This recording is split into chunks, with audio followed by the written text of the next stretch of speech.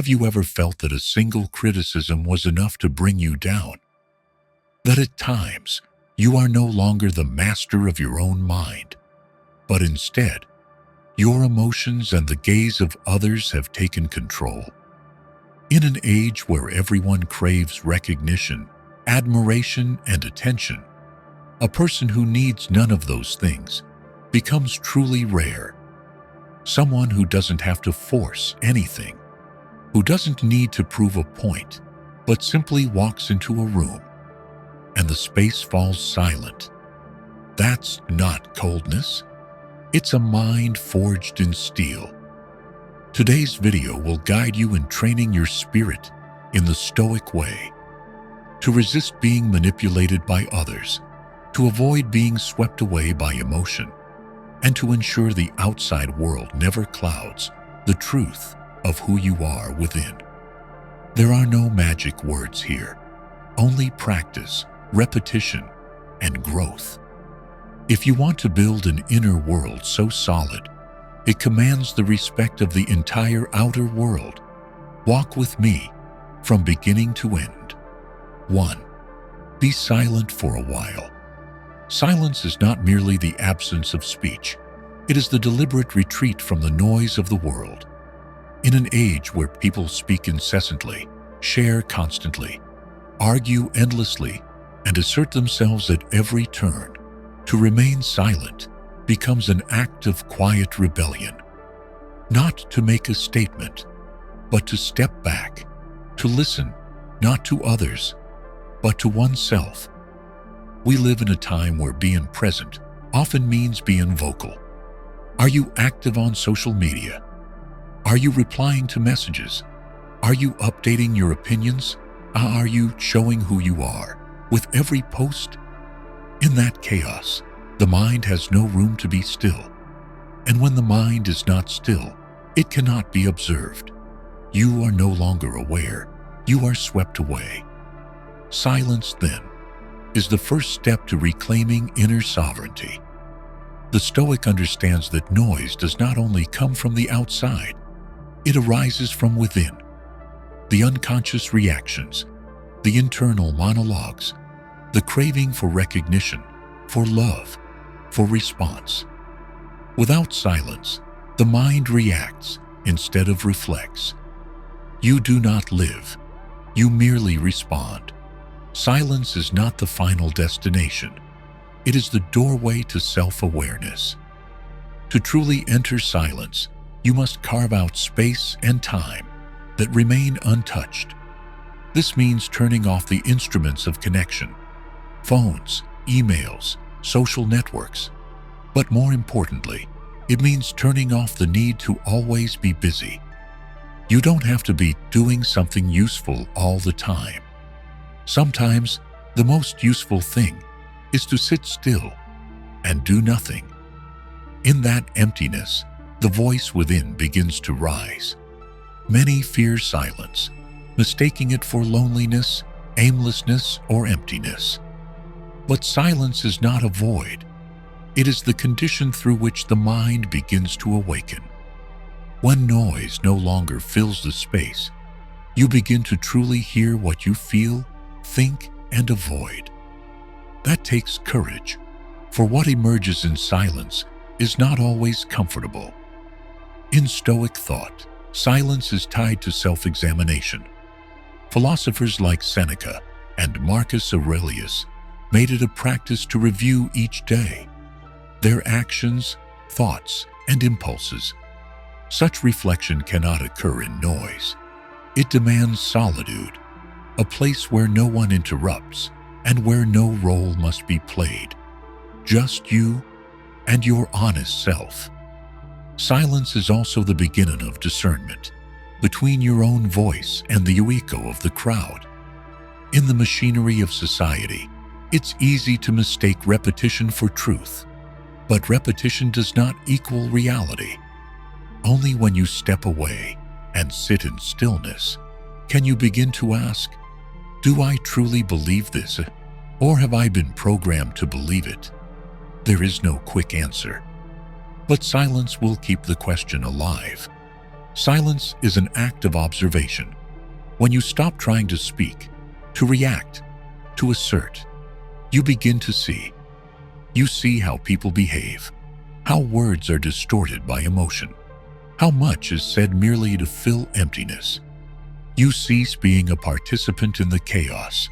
You become a witness, and that is the beginning of awareness.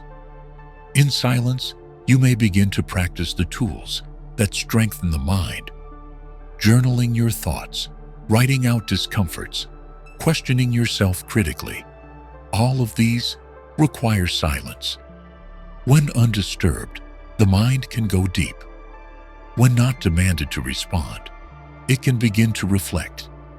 And only then can you know who you are, not by what others say, but by the quiet gaze of your own observation. Stoicism does not teach withdrawal from the world. It teaches resilience within it. But to become resilient, you must first step out of the current. Silence is not escapism. It is clarity. One who has never embraced silence has never truly thought. One who has never thought has never truly lived. In silence, you learn to meet life without immediate reaction. You learn to pause before speaking, to pause before judging, to pause before hurting yourself with fleeting emotions. The mind is given space to reorder its priorities, values, and limits. This is the soil in which inner strength grows, strength that cannot be stolen by others or shattered by circumstance. Silence also helps you rediscover your actual boundaries. When there is no praise or criticism, who are you? Without titles or tasks, do you still feel worthy? When there is nothing external to keep you busy, what is there within to engage with? These questions surface only when silence is long enough, deep enough, and patient enough.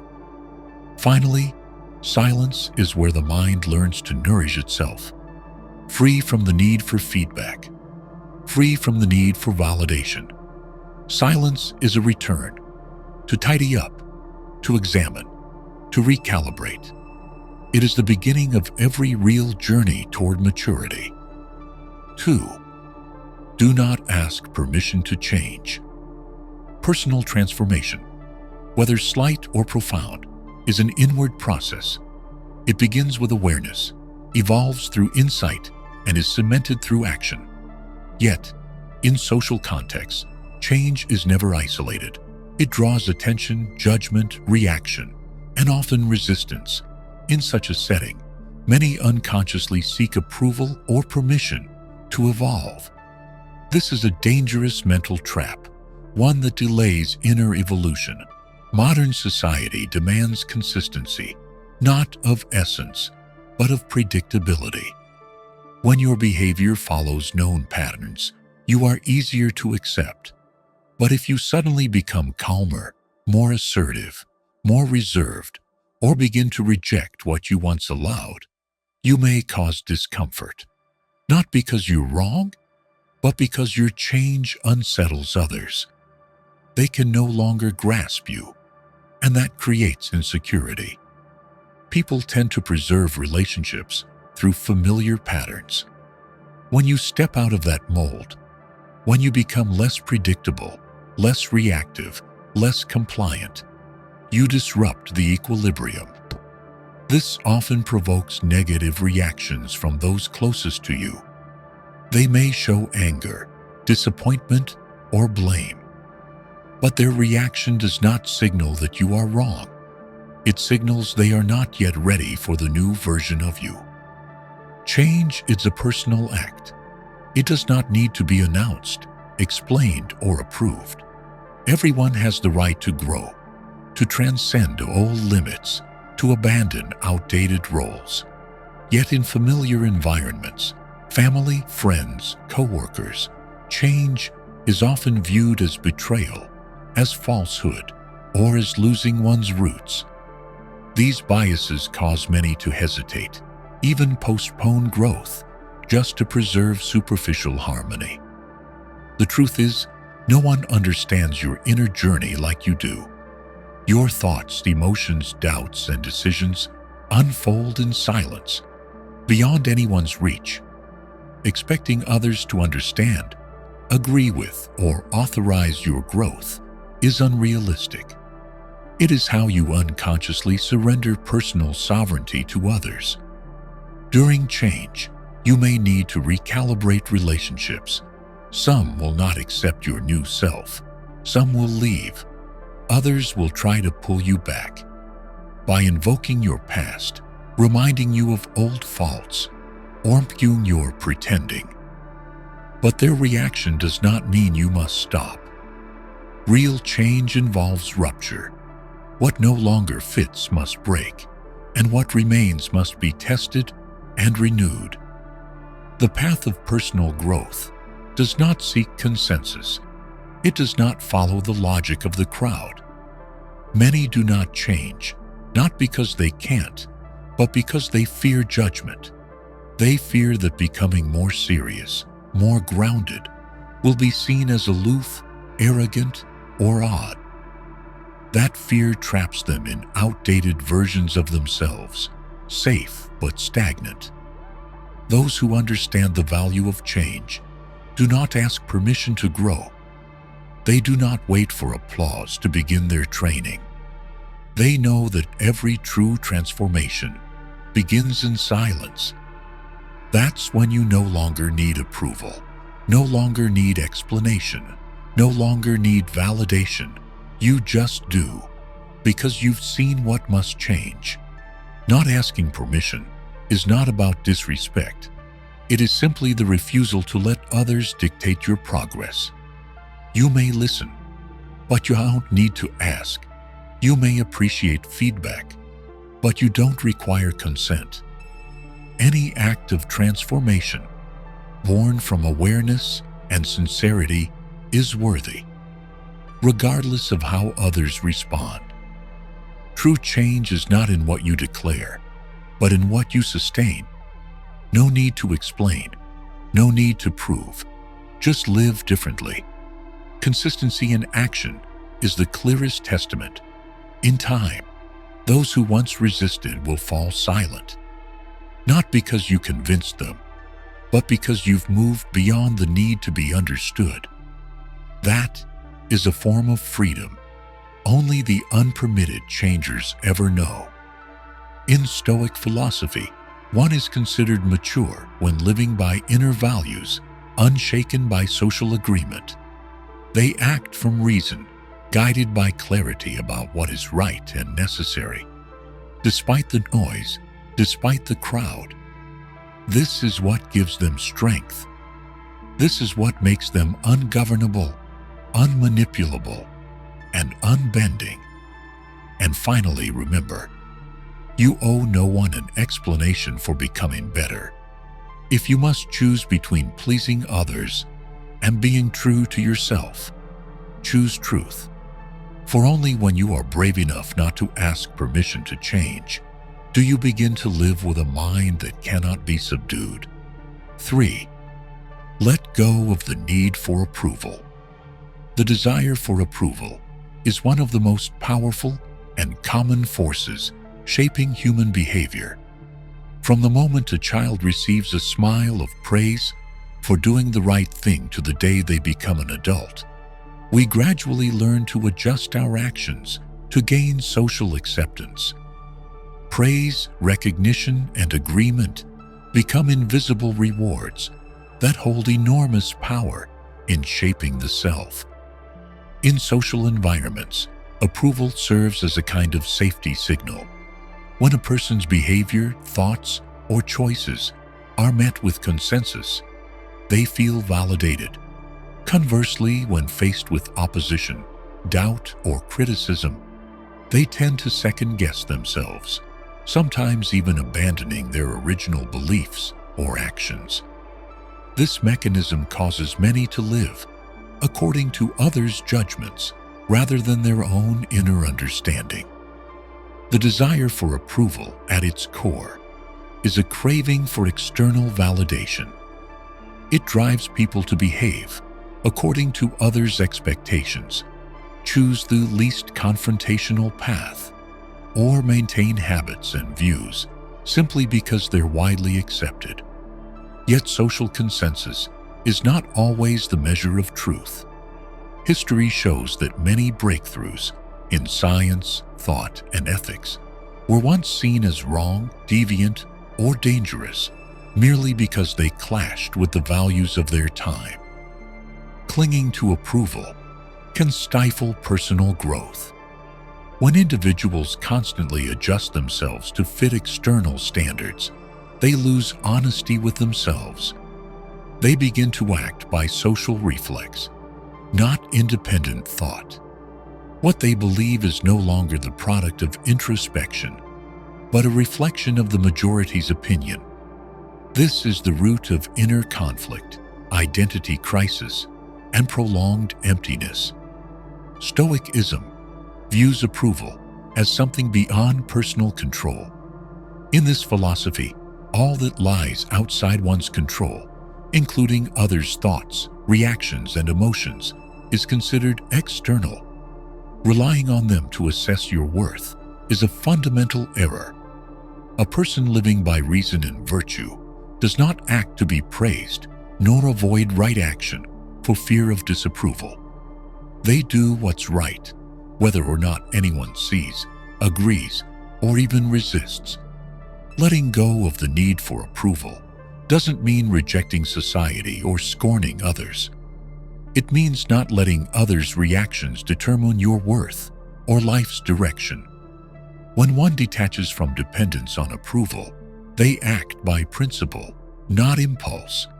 They can listen to feedback, accept critique, but the final decision arises from inner clarity.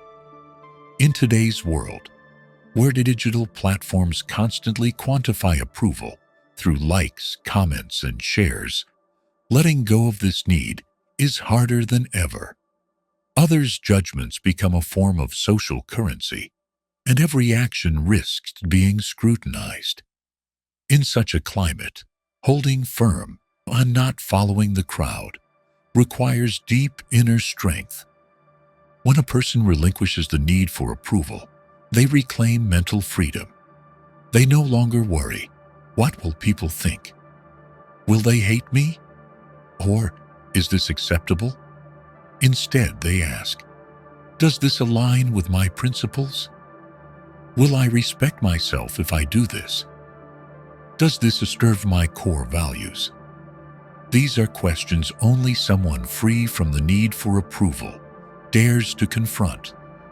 The mind that still depends on acceptance lives in constant defense. It fears disagreement, hesitates to speak against the grain, and easily shifts views to keep peace. In contrast, a person free from approval lives authentically, unbound by external gazes. They don't need to raise their voice because their presence speaks for itself. Stoic philosophy encourages inward reflection, seeking guidance from within. A right action done for recognition is misaligned at its core. A right action done because it is right reinforces inner strength. When one acts not from reward or fear, but from principle, they become immune to manipulation. It's also worth noting that approval is not always wrong, and not every contrarian act is right. The issue isn't agreement or opposition, but whether your motivation stems from inner clarity. If it arises from a need for affirmation, even right actions lack a solid foundation. Only when action stems from inner awareness and integrity does its outcome truly matter. Letting go of the need for approval is not easy. It demands facing isolation, misunderstanding, and sometimes loss. But what follows is freedom, clarity, and alignment between thought and action. A person who no longer lives for agreement becomes unpredictable, ungovernable, and precisely in that, they become strong in the eyes of others. Freed from the need for approval, the individual can fully develop, not to impress, but to perfect themselves. Every act, every choice, every step is taken with awareness, not as social reflex, but as the fruit of a disciplined inner life. 4. No one owes you anything. The idea that no one owes you anything is a cornerstone of self-reliance in Stoic thought. At first glance, it may seem harsh, even cold, but rightly understood, it becomes a deep source of inner strength, freeing one from dependency, entitlement, and the sting of unmet expectations. Humans are inclined to believe that society, family, even life itself, should fulfill their desires. We expect parents to support us unconditionally, friends to always take our side, partners to understand without explanation, and the world to make room for our ambitions. These invisible expectations foster a mindset of dependence. We hand over emotional and existential control to others.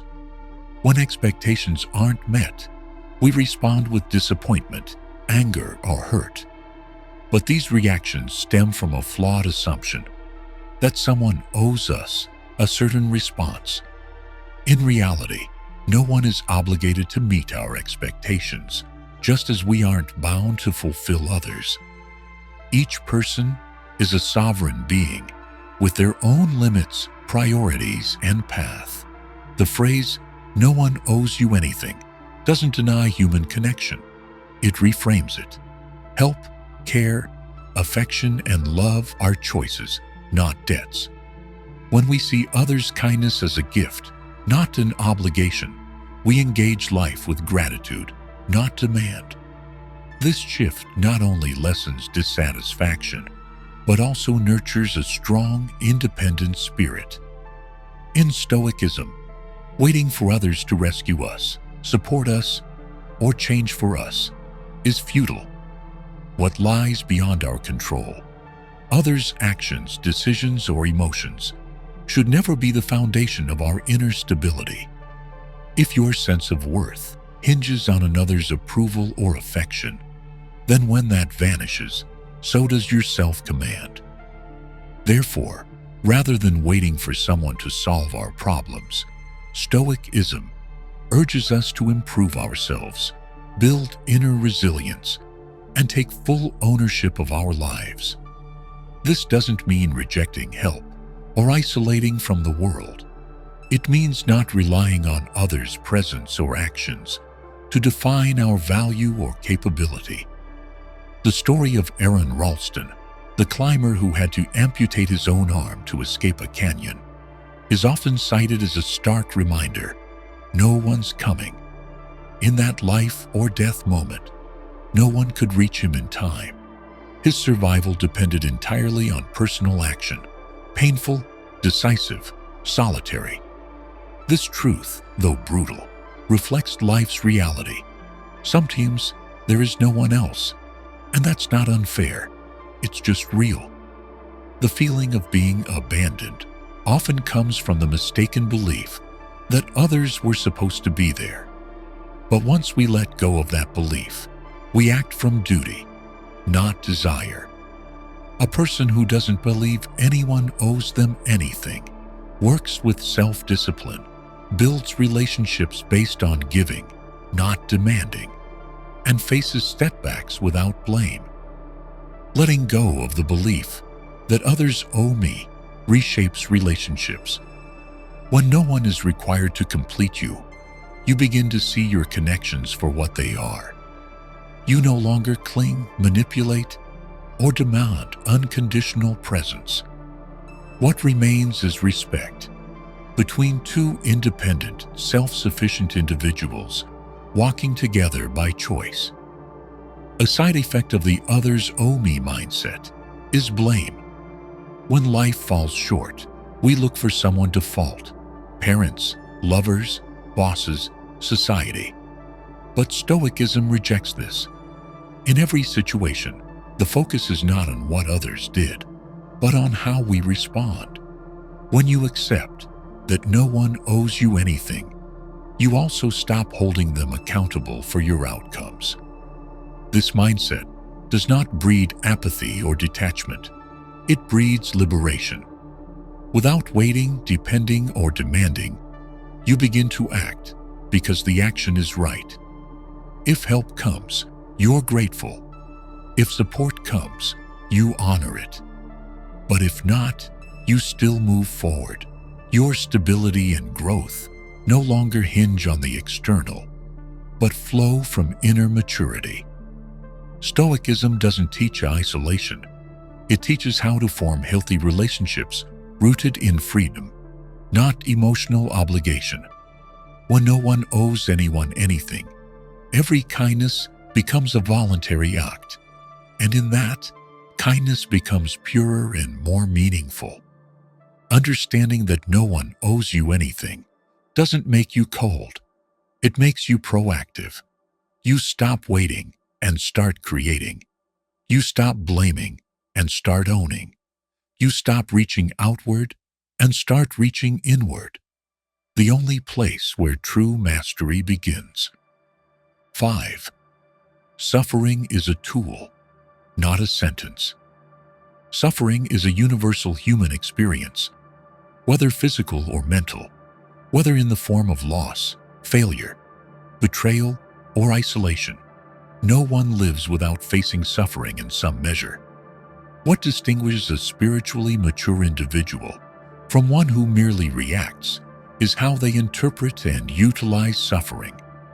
Stoic philosophy does not see suffering as punishment, but as a tool, a means for discipline, purification, and inner development. In popular thinking, suffering is often associated with injustice, grievance, or punishment. When faced with loss or trials, many respond with resentment or bitterness. This stems from the assumption that life should be easy, should be fair, or should protect us from pain. When reality contradicts that, we interpret suffering as a penalty. This interpretation turns pain into an obstacle, something to be avoided, escaped, or numbed as quickly as possible. In Stoic thought, however, suffering is viewed through an entirely different lens. It is not a curse of fate or punishment by unseen forces. Suffering is simply a natural consequence of life, an inseparable part of existence and human growth. When one suffers, it is not a sign of personal failure, but an invitation to transcend an older version of oneself. According to Stoic philosophers like Epictetus, adversity is the environment where the highest human qualities are forged. No one needs patience when life is smooth. No one needs courage when nothing threatens. No one needs magnanimity without being wounded. These virtues, central to a steadfast mind, can only arise, endure, and evolve through direct encounter with suffering. From this perspective, suffering is no longer a meaningless burden to eliminate, but a stern teacher. It reveals your true limitations. It strips away illusions about strength, love, worth, or pride that once seemed unquestionable. It forces you to reassess not just the world around you, but your inner world, your beliefs, and your reactions to life. In that confrontation, a mature mind begins to emerge. Avoiding suffering at all costs, through distraction, substances, or diversions, only delays maturity. When you can't sit with pain, you lose the chance to observe it, understand it, and learn from it. Stoicism doesn't glorify suffering, but it emphasizes that when suffering arrives, the question isn't, how do I escape this? But, how can I use this to grow? One concrete way suffering functions as a tool is through purification. It strips away what no longer serves inner development. After a heartbreak, a career failure, or a collapsed relationship, one often sees who truly matters, what genuinely holds value, and where one has relied on fragile foundations. Such clarity only comes when the outer shell, comfort, illusion, ease, is peeled away by pain. Suffering is also a catalyst for transformation. It pushes people out of complacency, forcing them to re-examine direction, motivation, and meaning. A person who has never endured deep pain may live safely forever within their comfort zone, never touching their true potential. Thus, in Stoic tradition, suffering is not an enemy, but a signal. It's time to change, not the world, but perception. The presence of suffering highlights the power of choice. In any situation, one may choose how to respond: anger or calm, resentment or understanding, surrender or resilience. Each choice becomes a training ground for the mind. Suffering, if faced deliberately and purposefully, leads to an upgrade, not just in endurance, but in clarity of how life is to be lived. The Stoic maxim of "the obstacle is the way," recorded by Marcus Aurelius, expresses this clearly. Rather than seeing obstacles as hindrances, Stoics see them as integral to the path. It is in overcoming them that true strength emerges.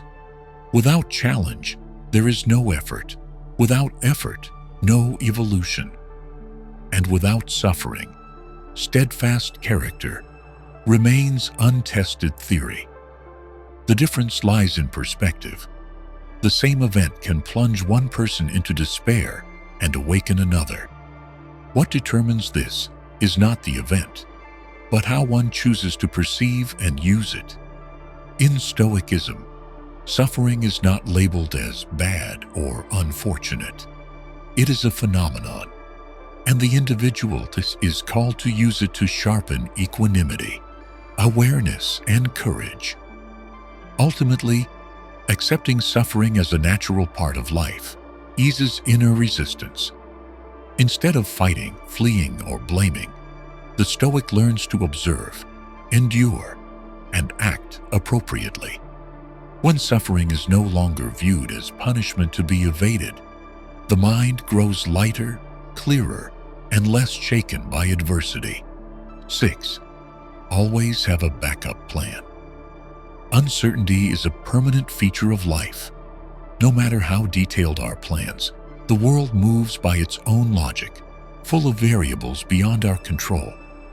In this reality, always having a backup plan is not only practical strategy, it is the sign of a prepared mind, an inner strength ready to face whatever may come. Stoicism emphasizes that while we cannot control circumstances, we can control our responses. A key part of this control is preparation for unfavorable scenarios. This is not pessimism. It is how one maintains composure, clarity, and command when misfortune strikes. A backup plan is proactive, not reactive. It is born of prudence, not fear. In Meditations, Marcus Aurelius frequently reflects on pre-rehearsing hardship. By imagining possible misfortunes, not to worry but to prepare, one cultivates steadiness. When difficulty does occur, the mind is not shocked. It recognizes the terrain. This practice, known as premeditatio malorum, trains the spirit for what may go wrong. A backup plan need not be a complete alternative.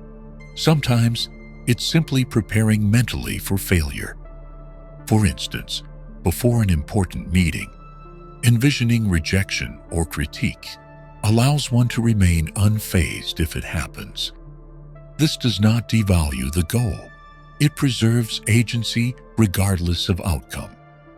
In daily life, those with contingency plans adapt more easily when things go awry. They don't react rashly, blame others, or panic. They shift quickly to alternatives already considered. This reduces damage and preserves the calm and agility required to act effectively amid uncertainty. A key to building backup plans is humility, the awareness that we cannot foresee everything. The more arrogant the mind, the more fragile it is to change.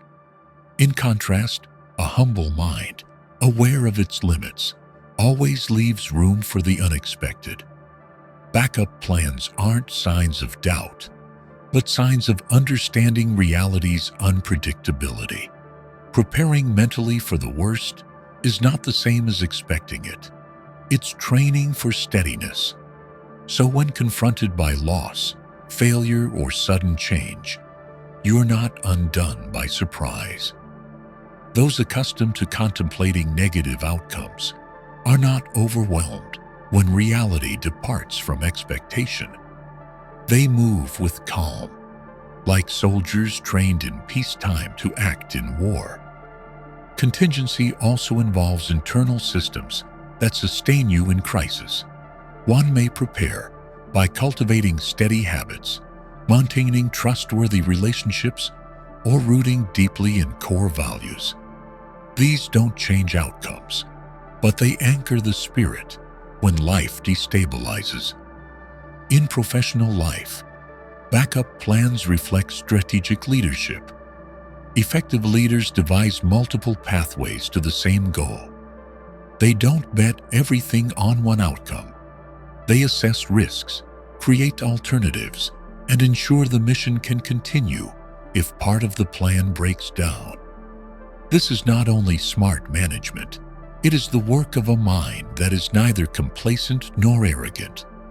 Likewise, in personal life, those with backup plans don't collapse when a relationship ends, health declines, or a dream fails. They've rehearsed the loss. They've asked, "What if this is gone?" and visualized new directions. This doesn't devalue love, health, or ambition, but it shields the soul from despair. Backup plans also ease pressure during action.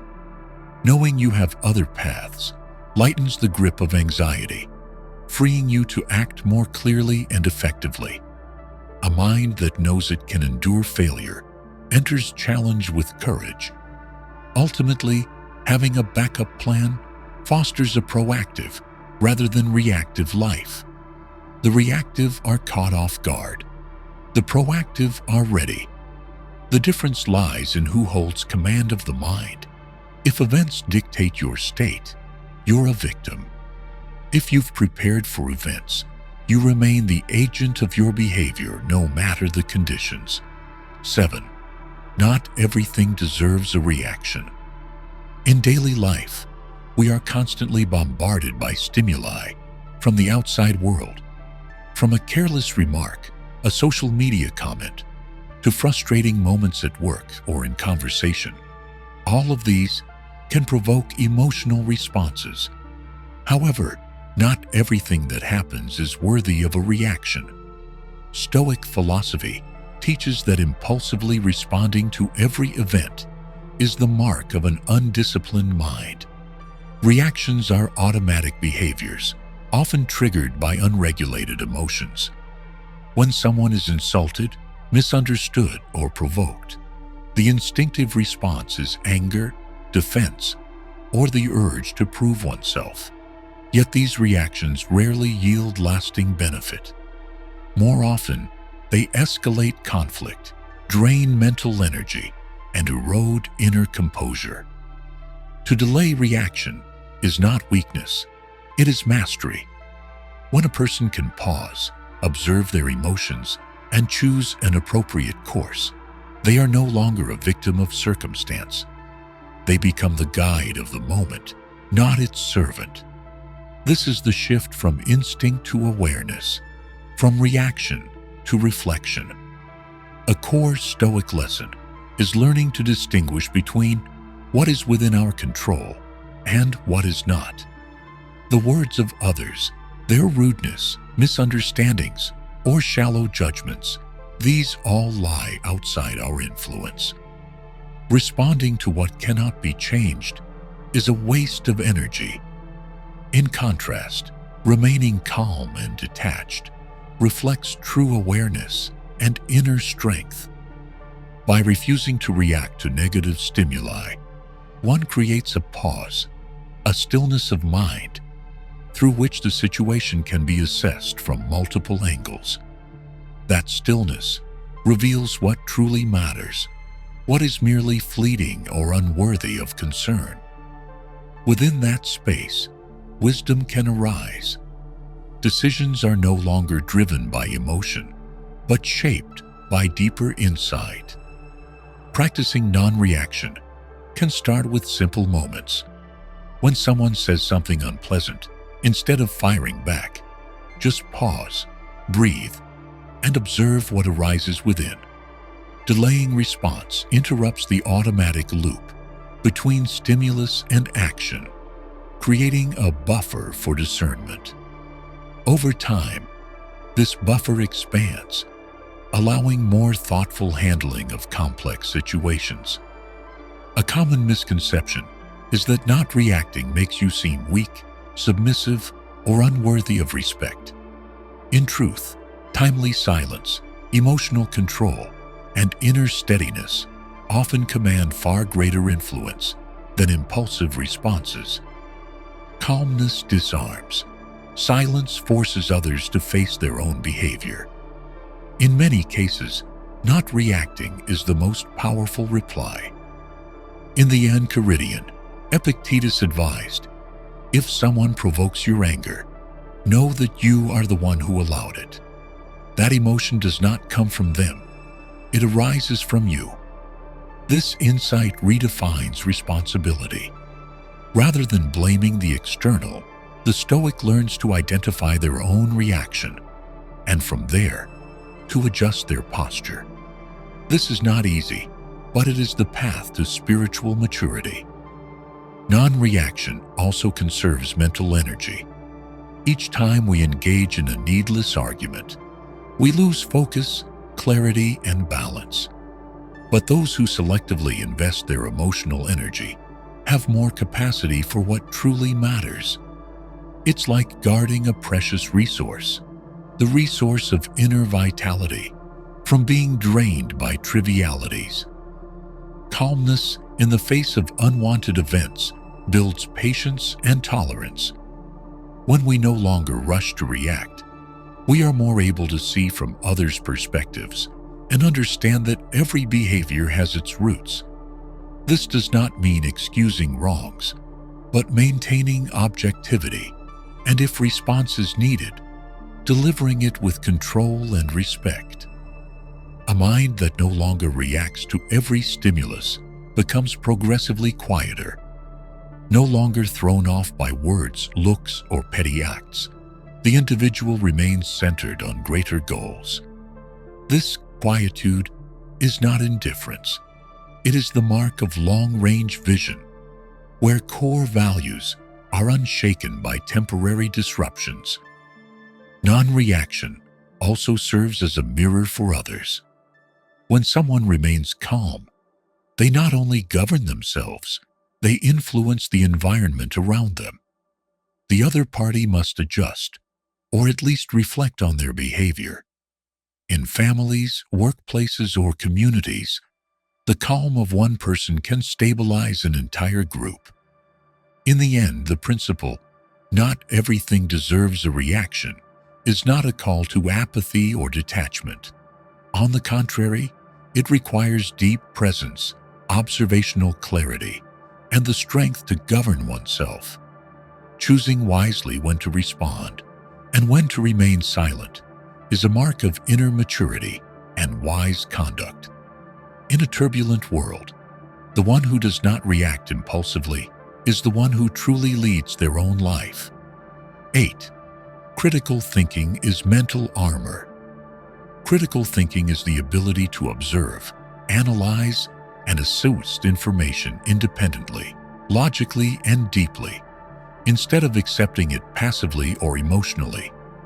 In today's world, where people are bombarded by dense and diverse streams of information, critical thinking is an essential skill that helps individuals navigate chaos, stand firm in their convictions, and resist mental manipulation. In Stoic philosophy, critical thinking is not just an intellectual tool, it is a moral trait. A resilient mind is one that questions both the world and its own assumptions. It does not blindly believe the majority, does not assume repetition equals truth, and never lets emotions override reason. The ability to distinguish truth from opinion, appearance from essence, is what enables clarity in every situation. At the heart of critical thinking lies the ability to question. Instead of accepting immediately, a critical thinker asks, "Why do I believe this? Where did this information come from? Is there evidence to support this claim? Are there perspectives I've yet to consider?" These questions are not about denial. They are about understanding. The goal is not to disprove others, but to see the issue clearly and avoid rushed or flawed conclusions. Critical thinking also demands intellectual humility. The practitioner understands that their knowledge is limited and may be wrong. They are open to revising their views in light of new evidence or sound argument. Changing one's belief is not failure. It is intellectual maturity. Clinging to error merely to protect ego is a barrier to growth. In social settings, lack of critical thinking leaves individuals vulnerable to herd mentality. Emotional trends, misinformation, and social pressure can drive decisions that lead to regret. People believe rumors because everyone says so. They act with the crowd without asking whether the action aligns with their values. Without critical thought, they are easily swayed by public opinion, media, or fleeting emotion. Critical thinking also shields individuals from psychological manipulation. In conversations and relationships, we often face subtle forms of control through language, emotion, or pressure. The critical thinker does not react mechanically. They analyze the motives behind words, recognize distraction tactics or emotional framing, and thus retain sovereignty over their mind and choices. Another facet of critical thinking is the ability to separate event from interpretation. When something happens, our default is to assign it emotional meaning, positive or negative, based on our personal filter. But the critical thinker pauses to ask, what actually happened? Is this the event, or just my interpretation of it? Is there a more peaceful way to frame this? By separating fact from feeling, one maintains objectivity and emotional balance in difficult situations. Critical thinking doesn't require expert knowledge, but it does require disciplined habit.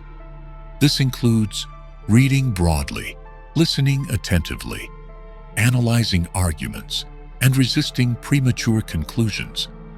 In a media environment reduced to headlines and short videos, the critical thinker goes deeper, seeking full context, underlying causes, and long-term consequences. In Stoicism, critical thinking is tied to the ideal of rational living. One who lives by reason is not swept away by feelings, events, or rumors. They examine each thought before accepting it, control each reaction before expressing it, and choose actions based on logic, not impulse. This clarity does not come from talent, but from mental discipline, shaped daily, decision by decision. Critical thinking also grants inner freedom. When one no longer depends on others' approval, no longer lives by borrowed or imposed beliefs, they become mentally independent. They do not need agreement to act rightly, do not need the crowd to affirm belief, and do not need to prove what is already clear within. Critical thinking, therefore, is a shield that guards the mind from bias, coercion, and blind repetition. Finally, critical thinking is not only defensive, it is the foundation of creativity and innovation. Only by challenging the old can we envision the new. Only by recognizing the limits of current systems can one seek improvement. Thus, critical thinking is not mere skepticism.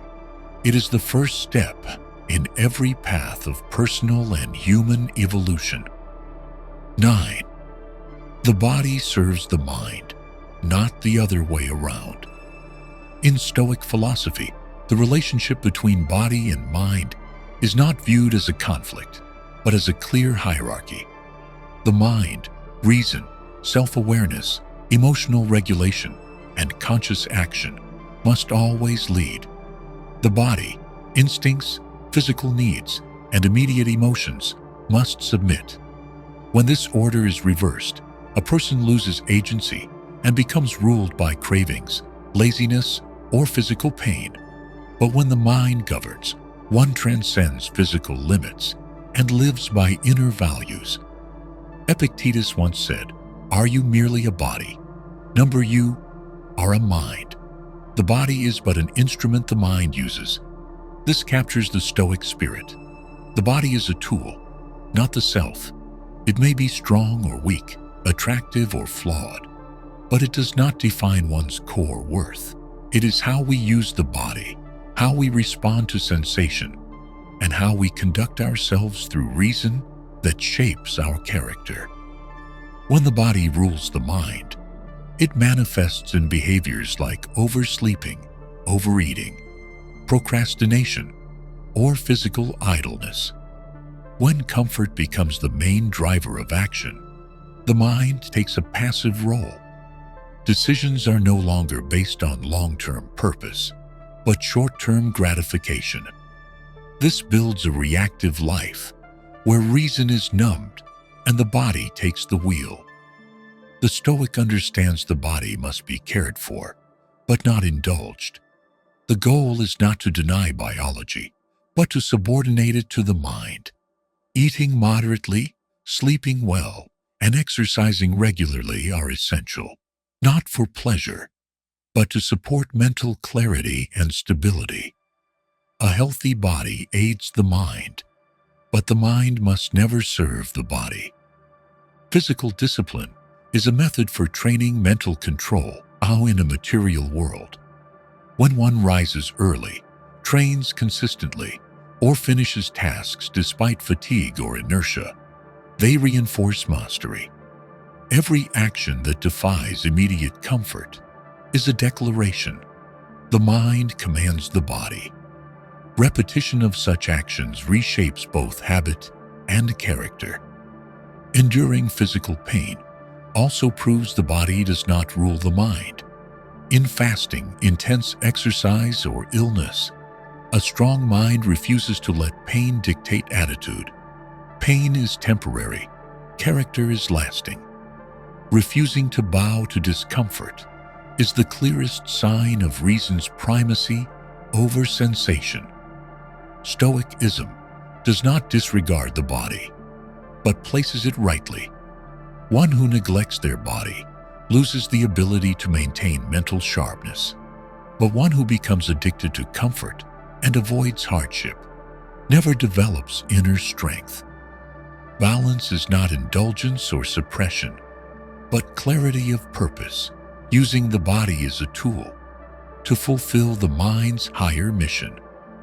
Another sign of the body dominating the mind is when physiological emotions like anger, desire, anxiety, or fear control behavior.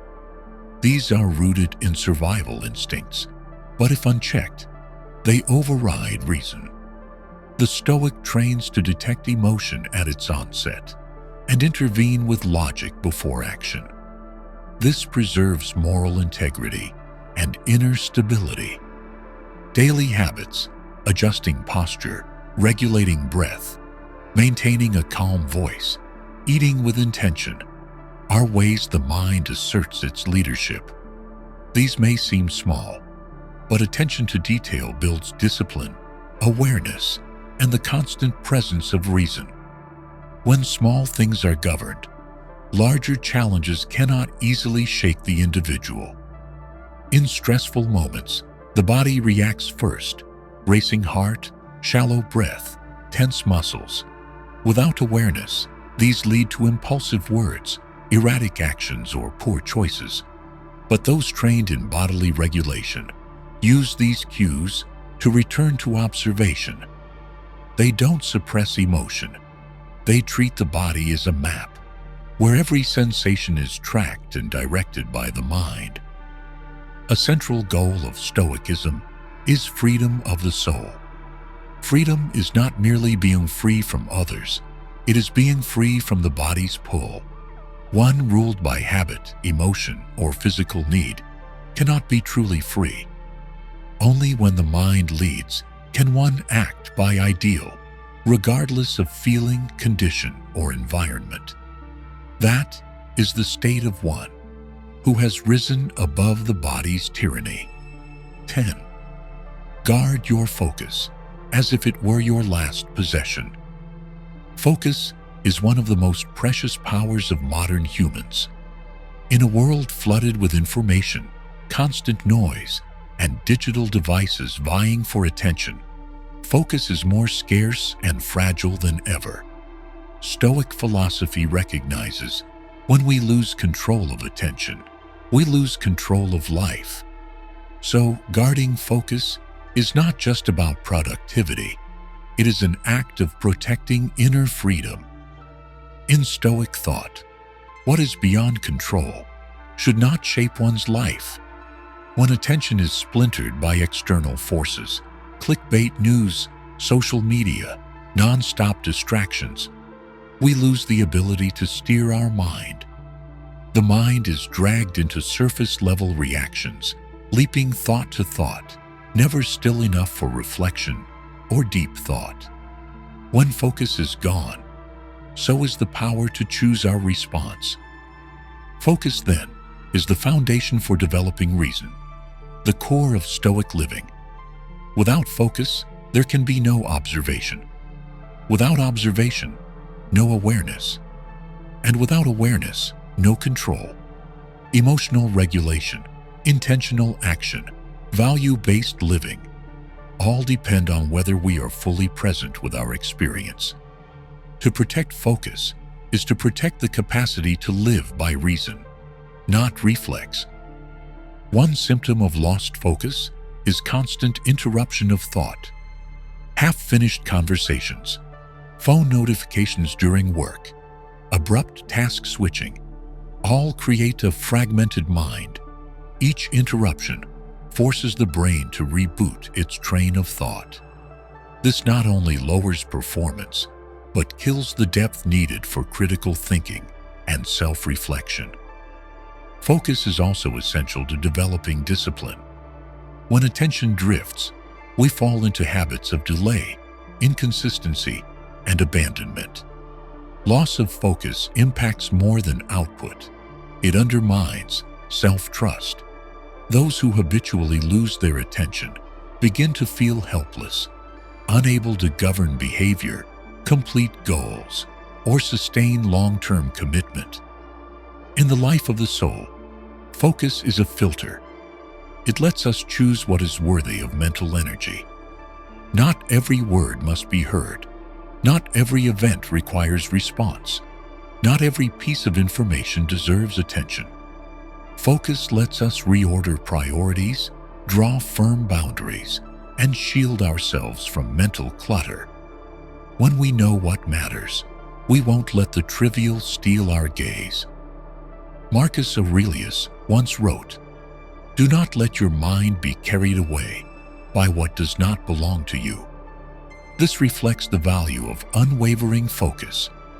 When others act unfairly, when circumstances shift, when the news panics the world, the focused individual is not pulled along. They stay anchored to what they control: behavior, attitude, reaction, and inner purpose. This is how they remain steady amid chaos. Guarding focus is not only defensive, it is a creative act. It means building environments where attention thrives, decluttered spaces, clear schedules, limited screen time, uninterrupted thought. When surroundings are structured, focus becomes a reflex, not a strain. Focus also elevates relationships. When someone is fully present, listening without judgment, not checking their phone, not wandering mentally, they create space for real connection. Focusing on another person is an act of respect, sincerity, and true presence. In a distracted world, those who are present stand out and inspire trust. Focus is not a given, it is a skill. Like muscle, it must be trained, used consciously, practiced repeatedly, and rested wisely. Daily time spent in deep reading, silent writing, meditation, or single tasking builds focus. Over time, this becomes an inner strength, resistant to temptation and distraction.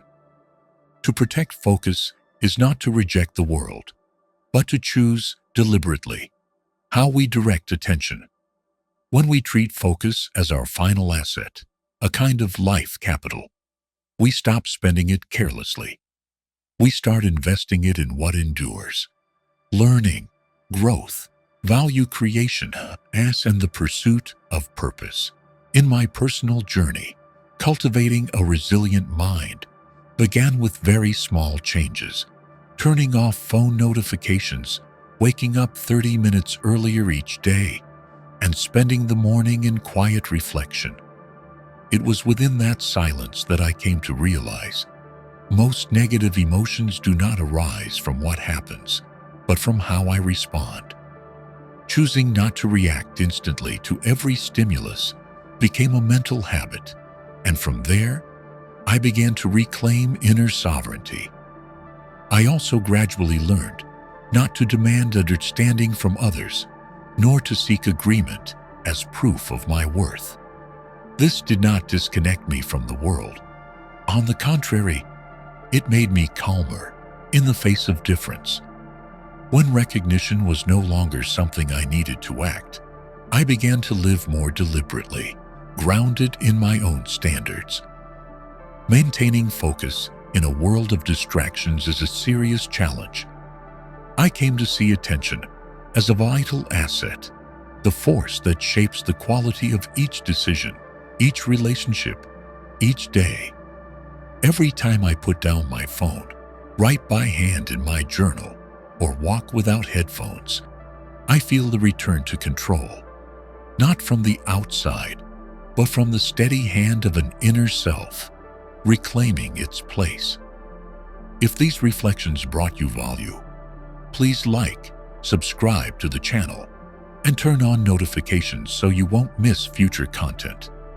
Each interaction you offer is fuel that helps this journey continue, deeper and more enduring. And remember, a well-trained mind needs no validation. It carries weight simply through its presence. See you in the next video.